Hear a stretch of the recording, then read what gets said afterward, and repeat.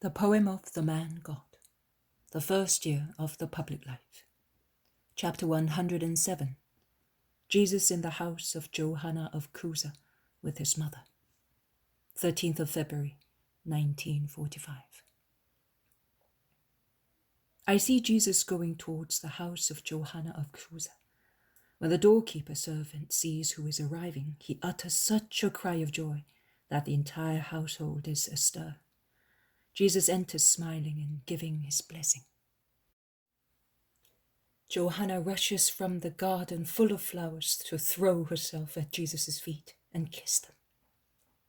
Also Chuza comes, and he first bows down deeply and then kisses the hem of Jesus' tunic. Chuza is a handsome man about 40 years old. He is not very tall, but well built. His hair is dark with only a tinge of silver grey at his temples. His eyes are lively and dark, his complexion pale, and his dark, square-cut beard is well cared for. Johanna is taller than her husband. The only trace of her recent illness is her remarkable slenderness, which, however, is less gaunt than before. She looks like a thin, supple palm tree, crowned with her beautiful head, with deep, black, most sweet eyes. She has a thick shock of raven black hair, charmingly arranged. Her smooth, large forehead looks even whiter under such genuine blackness, and a well-shaped little mouth stands out with its healthy red lips between soft pale cheeks, which are like petals of scarlet camellias. She is a beautiful woman, the one who gives the purse to Longinus on Calvary. Then she was weeping, distressed and completely covered by her veil. Now she is smiling and bareheaded, but it is she. "To what do I owe the joy of having you as my guest?" asks Chuza. "To my need of stopping to await my mother. I am coming from Nazareth, and I have to make my mother come with me for some time. I will go to Capernaum with her." "Why not here with me? I am not worthy, but," says Johanna.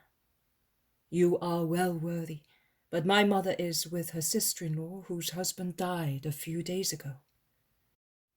"The house is large enough to receive more than one guest, and you have given me such joy that no part of it is precluded from you. Give your orders, Lord, since you turned away death from this abode, and you have given it back its gracefully blooming rose," says Chuza, supporting his wife, of whom he must be very fond. I understand that from the way he looks at her. "I do not give orders. I accept. My mother is tired and has suffered very recently. She's worried about me, and I wish to show her that there are people who love me." "Well, bring her here then. I will love her as a daughter and a maid," exclaims Johanna. Jesus consents. Chuza goes out to give the necessary orders at once, and while the vision splits in two, leaving Jesus in the wonderful garden, intent on speaking to Chuza and his wife, I follow and see the arrival of the comfortable, speedy wagon in which Jonathan has gone to Nazareth to bring Mary. The town, of course, is in some confusion over the matter, and when Mary and her sister-in-law, revered as two queens by Jonathan, climb into the wagon, after giving the key of the house to Alphaeus of Sarah, the fuss increases. The wagon leaves, while Alphaeus takes his revenge over the rough handling of Jesus in the synagogue by saying, "Samaritans are better than we are. You have seen how a man of Herod's reveres his mother, whilst I am ashamed of being a Nazarene." There is an uproar between the two parties. Some desert from the opposition party and come towards Alphaeus and are profuse in their excuses. "Of course," answers Alphaeus. "Guests in the house of the procurator, you have heard what his steward said." My master begs you to honor his house. He is honored, see? And he is the rich and powerful Chuza, and his wife a royal princess, and he is honored. And we, that is you, have thrown stones at him. Shame! The Nazarenes do not reply, and Alphaeus presses with great vigor. Of course, to have him is to have everything, and no support of man is required. But do you think it is useless to have Chuza as a friend? Is it of good omen to be despised by him? Do you realize that he is the procurator of the Tetrarch? That is nothing, is it? Play the Samaritans with Christ. You will draw upon yourselves the hatred of the mighty ones, and then I will be glad to see you, without help from heaven or from the earth. Fools, wicked misbelievers! The storm of insults and rebukes go on, while the Nazarenes go away dejected, like beaten dogs.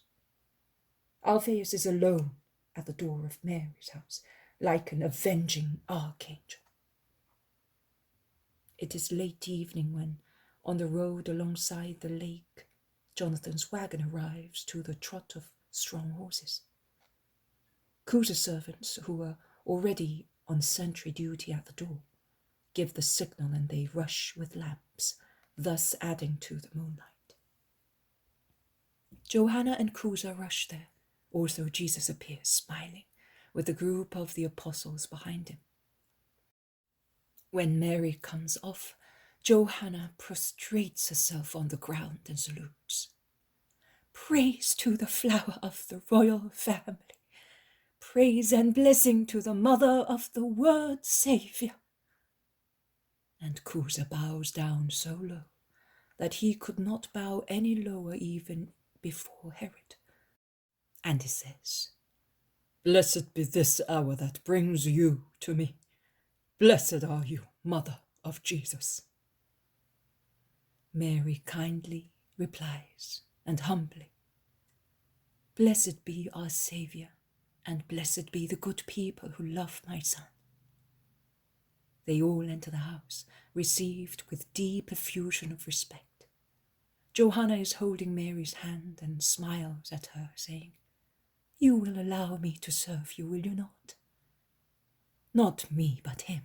Always serve and love him. And you will have given me everything. The world does not love him. It is my grief.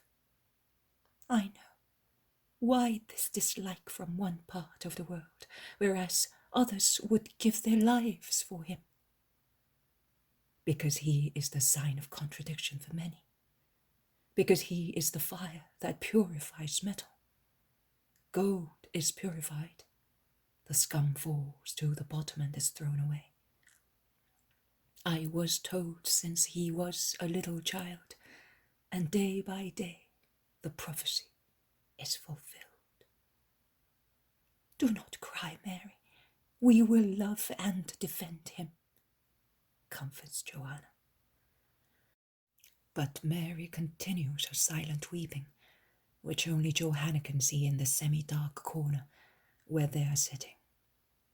It will end.